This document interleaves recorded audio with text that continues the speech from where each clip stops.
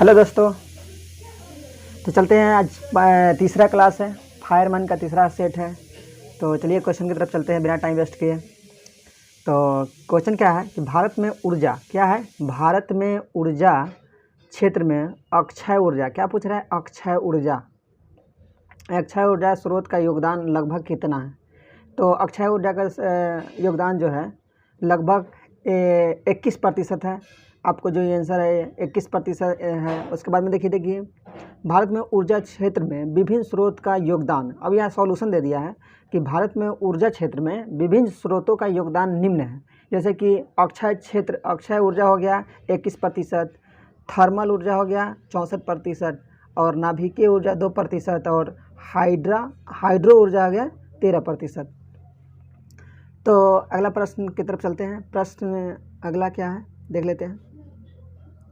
अगला प्रश्न है बाबू कि चैलेंजर क्या है, चैलेंजर गर्त का संबंध किस महासागर से है। कह रहा है कि चैलेंजर गर्त का संबंध किस महासागर से है। तो चैलेंजर गर्त का संबंध प्रशांत महासागर से है। किससे है, प्रशांत महासागर से। ऐसे तो ऑप्शन 4 दिया हुआ है, हिंद महासागर, अंटार्कटिका महासागर, उपयुक्त में से कोई नहीं, बट इसका आंसर चला जाएगा प्रशांत महासागर। देखिए प्रशांत महासागर के बारे में देखिए, चैलेंजर गर्त, मेरियाना गर्त, क्या है, चैलेंजर गर्त, मेरियाना गर्त ट्रेंच का सबसे गहरा स्थान है। क्या है, ट्रेंच का सबसे गहरा स्थान है जो प्रशांत महासागर में स्थित है।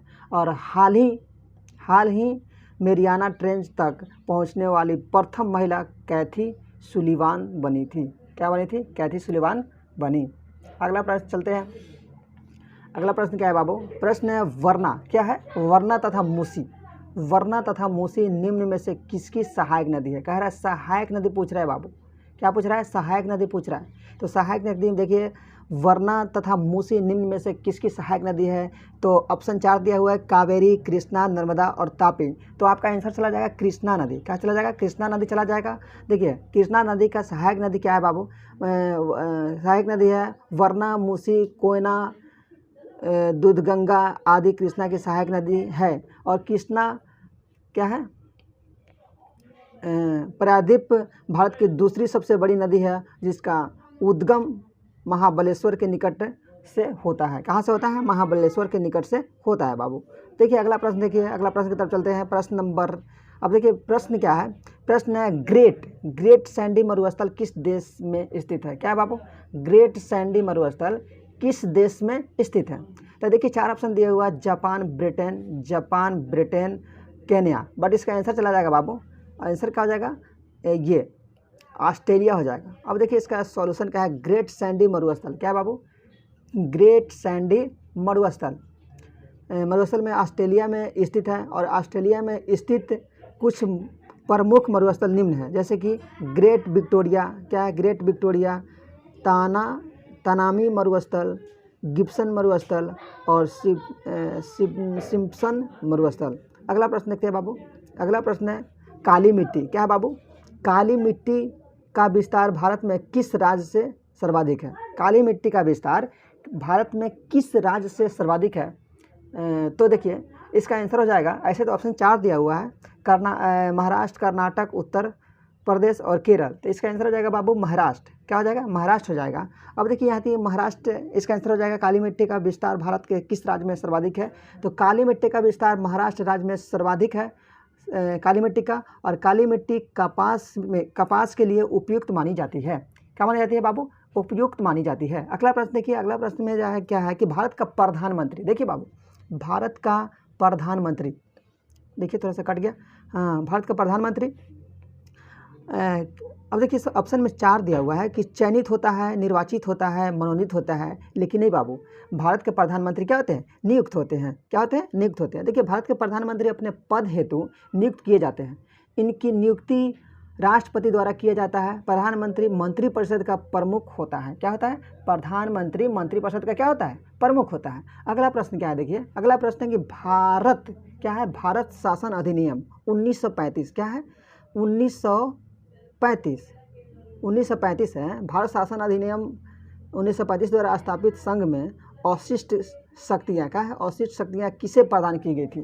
तो देखिए 4 ऑप्शन दिया हुआ है, गवर्नर जनरल, प्रांतीय गवर्नर, प्रांतीय विधानमंडल और संघीय विधानमंडल, तो इसका आंसर चला जाएगा बाबू गवर्नर जनरल। क्या चला जाएगा? Governor general. और देखिए 1935 में भारत सरकार अधिनियम द्वारा स्थापित संघ में अवशिष्ट शक्तियां गवर्नर जनरल को प्रदान की गई थी। ठीक है, अगला प्रश्न है 8 नंबर प्रश्न क्या है कि